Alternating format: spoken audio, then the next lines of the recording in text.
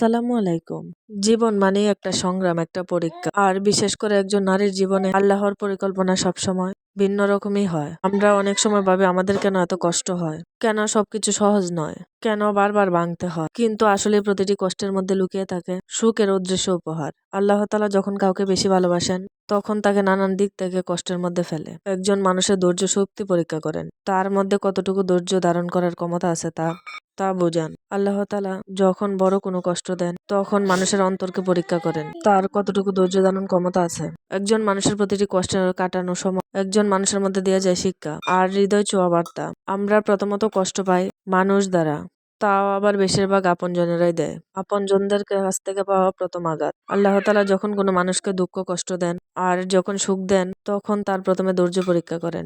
আর সেই পরীক্ষার বড় একটি মাধ্যম হচ্ছে মানুষের কাছ থেকে কষ্ট পাওয়া। আমরা প্রায় সময় কষ্ট পাই প্রিয়জনদের কাছ থেকে, এমন ভাবেই আঘাত করে যে হৃদয় ভেঙে ভাঙচুর হয়ে যায়, টুকরো টুকরো হয়ে যায় মন। কেন এমন হয় এখন বুঝতে পারছি, কারণ আল্লাহ তাআলা চান আমি কোনো মানুষের ওপর নির্ভর না, তিনিই সবকিছুর মালিক, আমি শুধু ওনার উপরেই নির্ভর করব।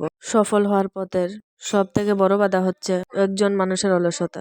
জীবনে ভালো কিছু করতে গেলে নিজেকে অনেক পরিশ্রমী হতে হবে। কষ্ট পরিশ্রমী সাফল্যের চাবিকাঠি। এই পৃথিবীতে দুঃসময়ে কেউ পাশে থাকে না, আর যারা থাকেন তারাই হচ্ছে প্রকৃত বন্ধু। দুঃসময়ে পাশে থাকে যারা, তাদের ঋণ কখনো পরিশোধ করা যায় না। এই পৃথিবীতে নিজেকে ভালো রাখার দায়িত্ব নিজেকেই নিতে হবে।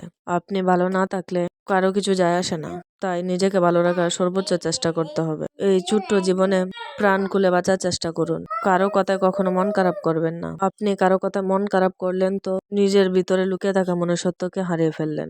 একটা কথা সবসময় মনে রাখবেন, সবসময় কারো ভালো করে কারো আবদার পূরণ করতে গিয়ে কখনো মন পাবেন না। একটা কথা সবসময় মাথায় রাখবেন, কাউকে সবসময় উৎসাহিত করার জন্য আপনি এই পৃথিবীতে জন্মাননি, নিজের জন্য কিছু করা উচিত। এই পৃথিবীতে সত্যি কেউ কারো নয়, স্বার্থের কারণে আবার কেউ বা কিছু সময়ের জন্য আপন হয়, আর স্বার্থ পুড়িয়ে গেলে কেউ কারো নয়। যদি জীবনের প্রয়োজনে নিজেকে বদলিয়ে ফেলতে হয় তবে তাই করা উচিত, কারণ কেউ কারোর জন্য অপেক্ষা করে না, বরং জীবন যার যার গতিতেই চলে। এখনকার যুগের ভালো মানুষ মন্দ হইতে বেশি সময় লাগে না। আপনি যাদের জন্য বেশি করবেন তাদের কাছ থেকে বেশি খারাপ মন্তব্যটা পাবেন। যাদেরকে বেশি সম্মান করবেন, সব বিষয়ে মনের কথা বলবেন, তারাই সবসময় উল্টো আঘাত করবে।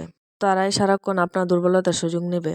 তাই প্রথমত নিজেকে ভালোবাসা উচিত, নিজের দুঃখ কষ্টকে নিজেকে সামাল দেওয়া উচিত, নিজের মনের মধ্যেই ধারণ করা উচিত। একটা কথা সবসময় মনে রাখবেন, দুঃখ কষ্টের কথা কেউ শুনতে চায় না, সফলতার গল্প সবাই শুনতে চায়।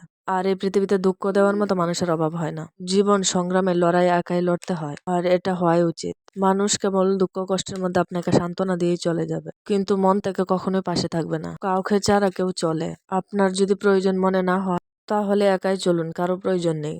একা চলতে চলতে অভিজ্ঞতা বেশি বাড়ে। একটা সময় অনেক কিছু শেখা যায়, জানা যায়, বোঝার ক্ষমতা